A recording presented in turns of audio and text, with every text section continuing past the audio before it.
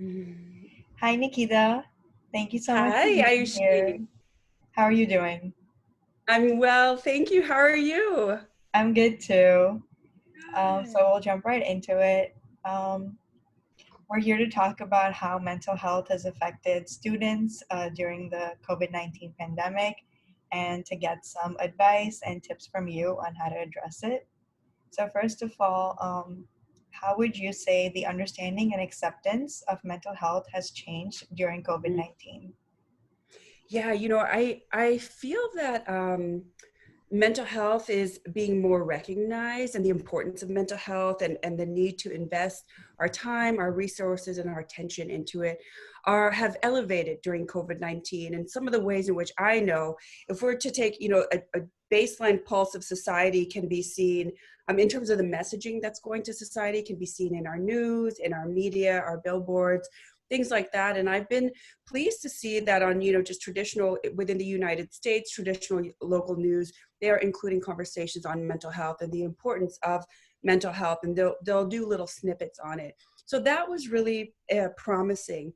In addition, I've seen different departments on campus and within other organizations. They're actively taking steps to do some programming around mental health for their staff and for their students, and that may not have been done before. I also think that in our interpersonal relationships, we are really truly faced with life uncertainty. And when we are activated in that way as human beings, as a species on this planet, then it's like things are in our face, and the essential priorities of life are really in our face, and they become very clear to us. And what those priorities I have seen are, adequate food, shelter, health, and connection. And so a lot of people have been focusing on health and connection right now. And those are two fundamental pieces of our mental health. So even if it's not being named in such a way, that is one of the indicators to me. And I know that when people are connecting with their loved ones, reaching out to people they haven't spoken to maybe in years, or really making an effort to connect to family in a strategic and intentional way, that in and of itself is an indicator to me of the value of what's essential, which is that connection. And then also the conversations that people are having go a little bit beneath the surface. They're a little bit deeper. They may be a little bit more vulnerable, a little bit more authentic. So in so many ways, I'm seeing the call that, yes, this is our priority. And it's so wonderful. I've had the privilege of doing numerous trainings with different organizations, and of course at UCLA. And over, it doesn't matter if I'm speaking to students or staff or faculty, they say that, yeah, I'm starting to prioritize my health and well-being more. And that includes all of the domains of wellness. So I'm really, really excited to see how we can shift our culture towards a more positive mental health, or acceptance of it, and destigmatization of it, and understanding that life is like this, it's up and down, and that if we can find the center in that, that's what we'll be in a good position. That's really glad to hear, and I definitely agree with you. I have experienced that connecting with family and friends that I haven't talked to in a while. Um, that's really good to hear for the change of mental health and destigmatization. Yes. So, what does resilience mean to you? What a buzzword that we have, in our culture today. And it's a great question, because I think resilience means different things to different people. A working definition that I really love is the ability of us human beings to be adaptable, flexible, and adjustable to challenge that life presents. So that's one definition of resilience. And I like that because it talks about, well, what is resilience? Oh, it's flexibility. It's my ability to adapt. It's my ability to be honest about how I feel, and to be in my emotions for a little while, and then to take effort and baby steps to move forward out of the current situation. Resilience is, to me, it's we're born with it. We couldn't have been born into the world without resilience. So resilience is a part of who we are. It is a part of our nature. It's a part of the fabric of our being. So it's already here. It's a matter of reminding ourselves that we are resilient. We are resilient by nature. And then, if I have these superpowers of resilience and adaptation and flexibility within me, how can I, with my conscious mind, be more strategic about orienting that resilience in specific ways through particular tools or strategies that are relevant to who I am today? We've had resilience tools since the beginning. Some of those strategies in the beginning of life, meaning like in our early years of life, may not be so relevant for us today. So it requires us to update our what is it called? Update our system, if you will. If we were like computers, we got to move to version 2.0 in terms of how we navigate life. And that's the beauty of what growth is. And that's what our external experiences teach us, is about new ways to experience life and to find joy in life. And that's how I define resilience, is the ability of us to find joy in every day, even if it's just for 5 minutes. That's really beautiful. Definitely agree with the version 2.0 of resilience and joy. On that note, what does wellness mean to you? Hmm. Wellness. So wellness is mm, a state of being that includes so many of our dimensions of life. It includes our hearts, our spirits, our physical body, the health of our mind, the health of our relationships to people, our relationship to money, our relationship to our identity, our community. So wellness has multiple domains to it. Um, I think of wellness as it's a good question. Wellness to me is the state of the awareness around what it is that allows me to thrive, and again find those moments of joy in every day, those simple moments where I maybe take a look out the window and see the sun and get to breathe, or enjoying my cat who is here with me, and just really like authentically connecting with her and not being in my mind so much. Wellness is about my ability to enjoy this one precious life that I have, that we have, and really treat every moment as so valuable, and to enjoy, because we don't know how long our time is here. And so I always keep that in my mind. It's with me all the time, our mortality. And I think, our society doesn't like to talk about mortality. There's a lot of pain in it, and that's 100% true. And I feel that if we keep our mortality in our vision as part of our life experience, then we can be in relationship to mortality, in relationship to time, and maybe make more choices towards those basic needs that I think all human beings have to different degrees, of that need for connection and some sort of satisfaction, good rest, nourishing food, and comfort. That just adds, keeping mortality and just realizing the value of life adds a whole different zest and Mm. a will to be happy and try to stay resilient. Um, what is your personal favorite self-care practice?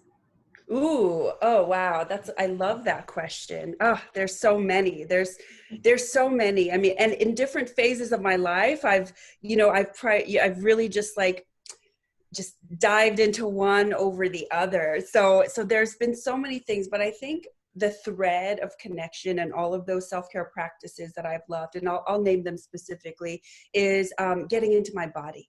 And so movement, for me, movement combined with breath, combined with stretching.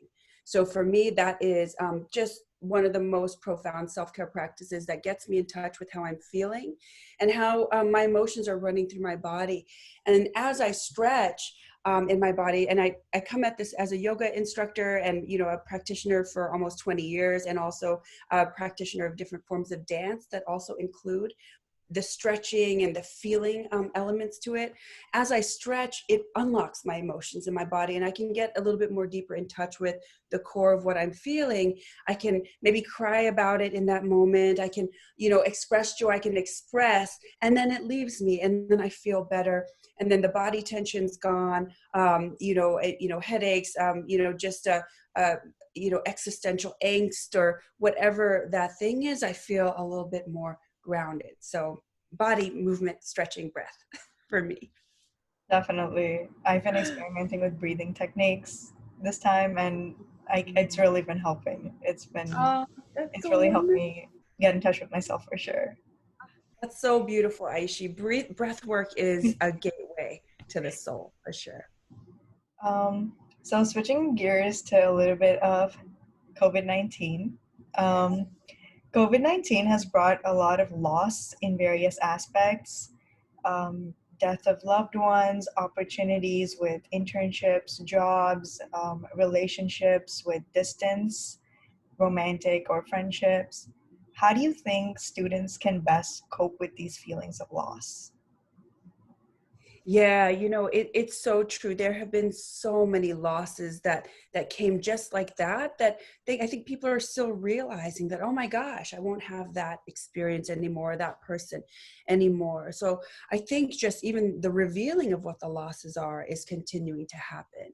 Um, so to cope with that, I think the first step is to first recognize that that's how I'm feeling, and that, oh, this is a loss, and this sucks, or this just doesn't feel good. It's really not what I had in mind.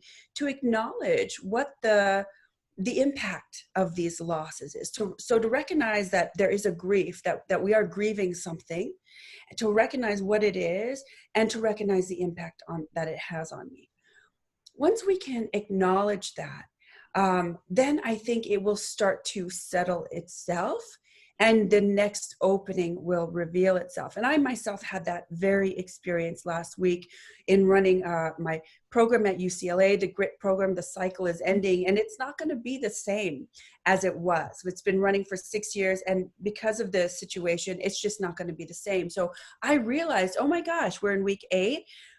That's the end of the program, and oh my god. And so I had that, so I had it for about a day and a half where I was really grieving that. And then I allowed myself to be open, and this is, I think, the really important strategy for students, that we recognize and feel the impact of the loss within us, and then also open ourselves and surrender to that loss. Okay, I'm going to surrender to letting it go, because I cannot do anything, it's out of my control.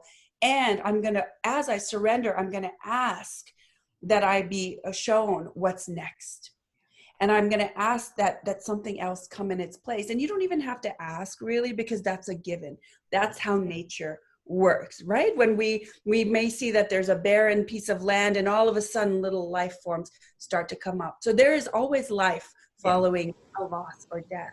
And so keeping that in mind, that, okay, I'm going to breathe through this. I'm going to sit with my discomfort in the uncertainty, and I'm going to watch and open my eyes and my senses to what's coming, because we can feel it coming in. We can see it coming in little glimmers, that hope.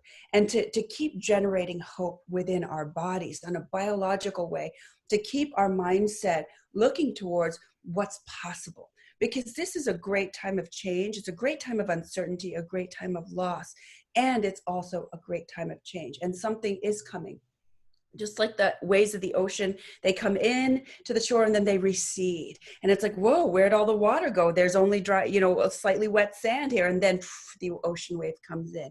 So if we can trust that life is still happening, that life hasn't stopped, and that opportunities are, we're just reorganizing ourselves as a world. And if we can be patient through that, that would be my recommendation. That was really beautiful. The example of the waves is a really good way to think about it, and I'm definitely gonna keep that in mind throughout Uh, the whole journey. Um, Given that all of us are now at home and we have a lot more free time to say so, a lot of students and just everyone at home in general is feeling a lot of pressure to improve themselves or come out of stay at home with a brand new skill or being healthier or something like that. What do you think about the pressure, and how do you suggest dealing with it? Yeah, it's a great question. I'm so glad that you brought that up. And it's super legitimate that we are all, especially if we're thinking of UCLA students and just students on any college campus, we are in perfectionistic mode to begin with, right? We're already hard on ourselves. We're already, having these self-talk of, I'm not good enough. They're doing better than me. I need to work harder. I need to work faster. I need to get my internship. I need to get my job figured out. Everyone's looking at me. I got pressure from my family. whatever. There's such compounding pressure. And now with this so-called time, where we don't have to go anywhere, there is that added sense that, oh, now I can do everything that I want. But in truth, as I've spoken with students and as I've spoken with staff and other folks, for many of us, it's become a lot busier work-wise because we've had to adapt to a new system of connection, a new system of learning. So to let people invite students to remember that, hey, you're already doing a lot of adaptation. And if all you can do in any given day is remember to take a moment to breathe or to ensure that you eat breakfast, lunch, and dinner, that's a success. And instead of trying to do more, to really enjoy what it is you already are doing and that you are committed to. And see how deep can I go within this experience? And then maybe it can open me up into something more. Now, I will say at the beginning, for myself, I'll give an example. I was like, okay, great. Now I can, I'm feeling anxious. I'm feeling uncertain about right now. And I love that I don't have a 2-hour commute every day. So let me start a craft project. So that's what I did. That actually helped me in the beginning to help regulate my emotions. It was a form of self-care that I did. I started to do a really big cross-stitch project. It took me about 6 weeks, and it was so satisfying. And I felt a sense of accomplishment from that, but it was low hanging fruit, if you will. It was low effort, low time. It didn't cost much at all. So if we can introduce new things, but the best way to change behavior, especially if we want to do things like changing our health patterns, things like that, is to do things in little tiny bits, because that's what it makes it sustainable over time. That's what allows a habit, something to become a habit, is that if we do something consistently in little bits for about 3 weeks, it takes about 3 weeks for a behavior to be adapted and made more habitual. So if there's changes we want to make, that's great, but notice, what are the thoughts, what's the motivation behind the change? Is it because I should do this? Is there a finger pointing at you in your mind saying you should do this now you have all the time? Or is it a loving voice that, is it like a parenting voice that is loving to you? So respond to the parenting voice. If the perfectionistic voice comes up that's driving that behavior, stop, love that part of you as well, because it's a huge part of your success.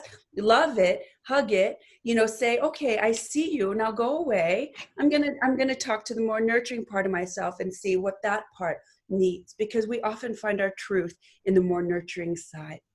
So just to sum up that piece is to recognize, what's the motivation? Where's that coming from? And is it a legitimate opportunity given the whole context of what's happening? Or is it something I'm just, creating in my mind based on my traditional patterns of pushing myself a little too hard?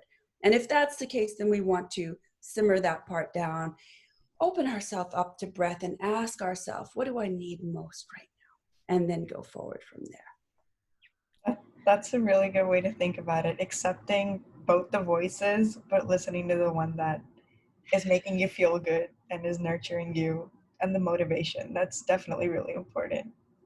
Great, absolutely, because those are all parts of ourselves, and we want to give ourselves choice to choose. Okay, am I gonna take that perfectionist right now and use its energy to motivate me, or is that not what's needed? So just giving ourselves more choice. Yeah. Right. So we are somewhat in the middle of the pandemic, middle, beginning, and we don't know where it is. But what do you think mental health stigma will look like after the pandemic? Yeah, it's a great question. And I have the privilege of being in California, where we are, way more open-minded here. Cultures, we have these conversations, especially on a campus like UCLA. In the city, you see billboards supporting mental health on buses. It's incredible, the work that is happening around mental health right now. I can't say for across the nation how it's going to be. I'm from the South originally. I'm in one of the more I'm from one of the more conservative states, and I know that mental health is viewed differently in other parts. But I will say that overall, if we were to look at the net gain on the reduction of mental health stigma, I think that we are continuing to move in that direction. And I think that the COVID-19 experience will give us a lot more context in which to anchor mental health work, because we've all been through it together. And most people, whether people believe that this is a pandemic or not, we're seeing a lot of rebellion against that. But the fact is, everybody is having to face change right now. And that activates our mental health for sure. So I think that this is a wonderful testing ground to see, like, how can we talk about mental health using this COVID-19 experience as an example that absolutely everybody can relate to, regardless of what their response to it has been. Definitely. And last question. Um, Now that we're almost at the end of the year and the quarter and finals week is coming up, and so is summer, there's a lot of anxiety with the uncertainty of what to expect for summer and just the stress of doing finals in our homes. Do you have any advice for addressing that uncertainty and the pressure of doing well? Yeah, I first just want to give a shout out to our students, to you, to all of our students. You all are navigating just unprecedented, extraordinary circumstances. And oh my gosh, to take finals from where you're sheltering in place, for so many students, it can be really difficult. Whether you're in a family environment that's maybe noisy, or maybe there's not a lot of space for privacy, or maybe privacy isn't valued in your home culture, or maybe it's just not a safe home environment emotionally for students. So to navigate with that on top of the pressure of finals is so much. So just to remind yourselves that you are doing enough and you are doing a good job given a very difficult circumstance. And if there's a way that students can include that perspective, the whole picture of what's happening while they hone in and get tunnel vision around finals, but to also be aware that, yes, my body is navigating a lot right now. And so to, as best as students can, to take care of their needs on a very daily basis in this time. So as you approach finals, many students are trying to figure out next steps while doing finals. So I want to acknowledge that. But if there's a way that you don't have to think about, steps after the academic year right now, my invitation to you would be to hone in on and really focus on Monday, Tuesday, Wednesday, and just one day at a time. Make a list. Something that's helped me is to make a list either the night before or the morning of what it is that this day is going to look like, to help one focus on what's at hand. And then to be very intentional about taking care of yourself, whether it's moving your body physically to take a break from studying.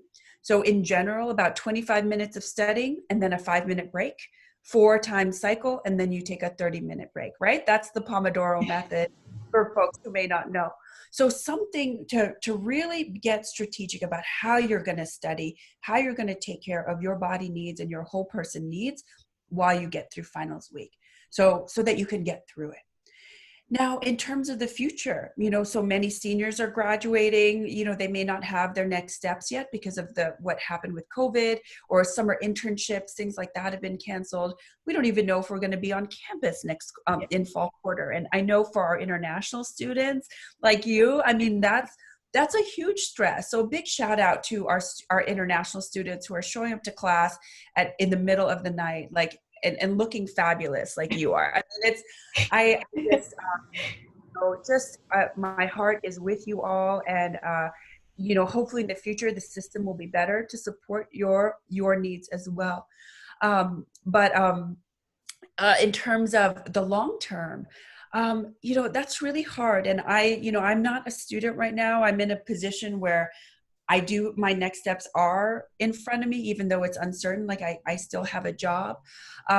But for those of us for students who don't know what the next steps are, is to just enjoy this time of uncertainty. And by enjoy, I don't mean just like be, impractical and, not see what's in front of us, but again, to find those moments of joy in every day and to trust and to know. And it's hard, especially as a young person, if you haven't had a few cycles of life, a few decades of life, to see that, okay, I'm going to land. Like there's always going to be a ground underneath me.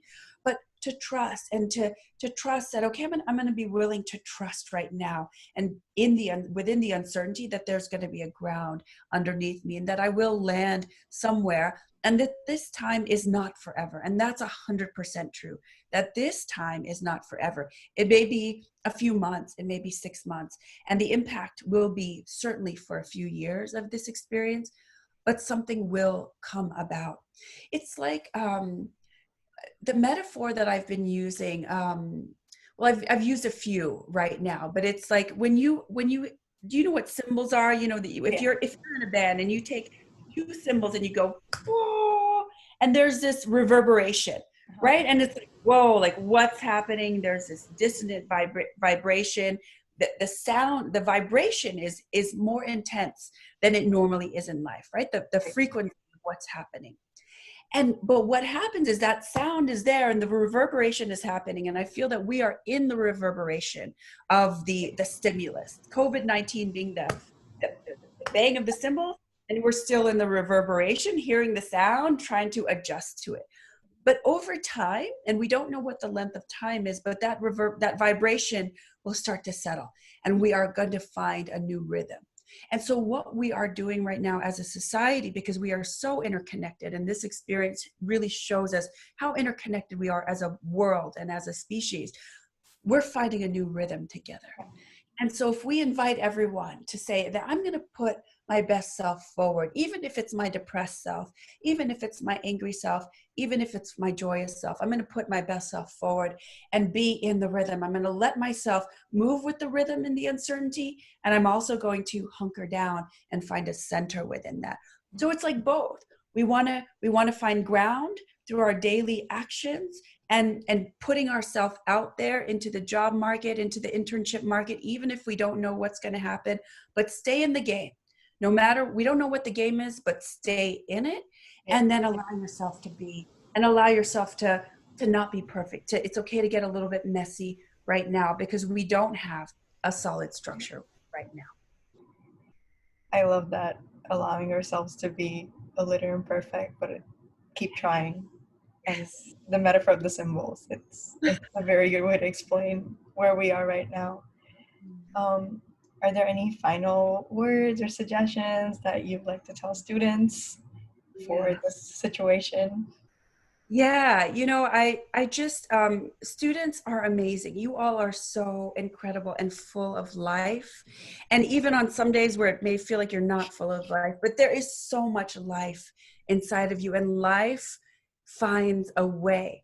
Just like we see the flower pop up through a concrete sidewalk, a crack in the sidewalk, and just be there alone in the sidewalk, taking in the sun.